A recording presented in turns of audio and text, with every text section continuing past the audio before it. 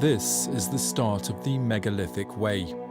10,000 Stone Age sites are dotted across Brittany's Morbihan region, the remnants of a civilization which existed here 7,000 years ago. The fields around Karnak are home to the world's biggest collection of standing stones, dolmen and tumuli.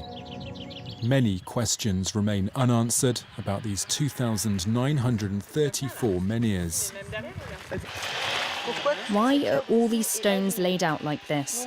There are many theories. Are they religious monuments? Are they to do with the worshipping of the sun or the moon? Are they part of an agricultural calendar? It's all still a mystery. It's very moving because you think of all the people who lived here.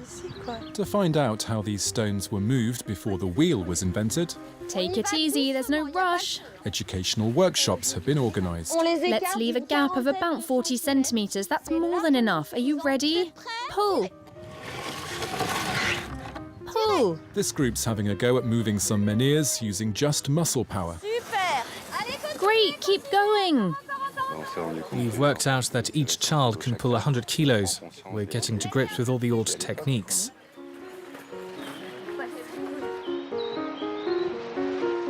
In this corner of Brittany, the birth of a new civilization never led to the erasing of the previous one.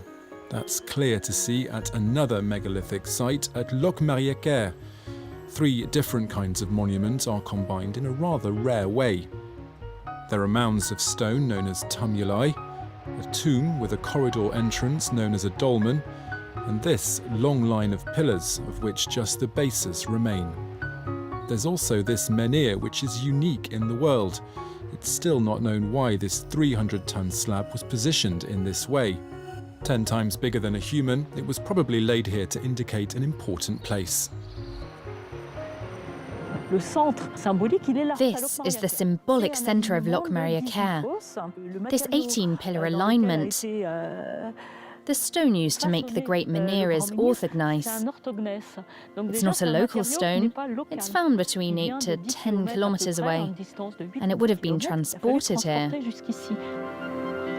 In the building next door, there's another surprise. The entrance is low, and once inside there's this gradual increase in height, until you reach the burial chamber. Even more astonishing are these symbols on the walls, like this axe with a handle. You have other symbols that are engraved here, like these over here. For a long time we talked about them being horn symbols related to cattle, but that interpretation has changed somewhat now, thanks in part to the work of Serge Cassen, who thinks these images evoke flying birds or boats. We head now to the island of Gavrenis with Yves Coppens. Along with Christine, he heads up the committee which is calling for UNESCO to recognise this whole area of megaliths around the Gulf of Morbihan as a World Heritage Site. Here we have a fairly long corridor, which is pretty rare. All the blocks are joined. They are all engraved. There's an axe. And there are also snakes. It's a kind of language. There's definitely some sort of organisation of these images. Each slab tells a different story. You won't see this anywhere else.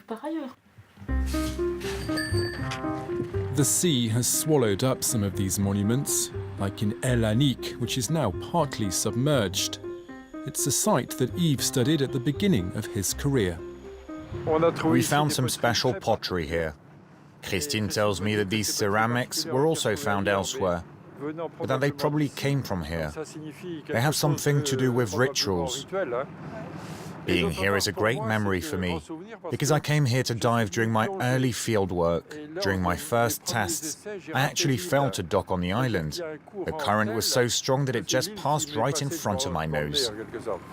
These messages, etched at the dawn of time, are now an eternal part of the Morbihan landscape. They're a living testimony of the knowledge, the techniques, and the art of Neolithic people.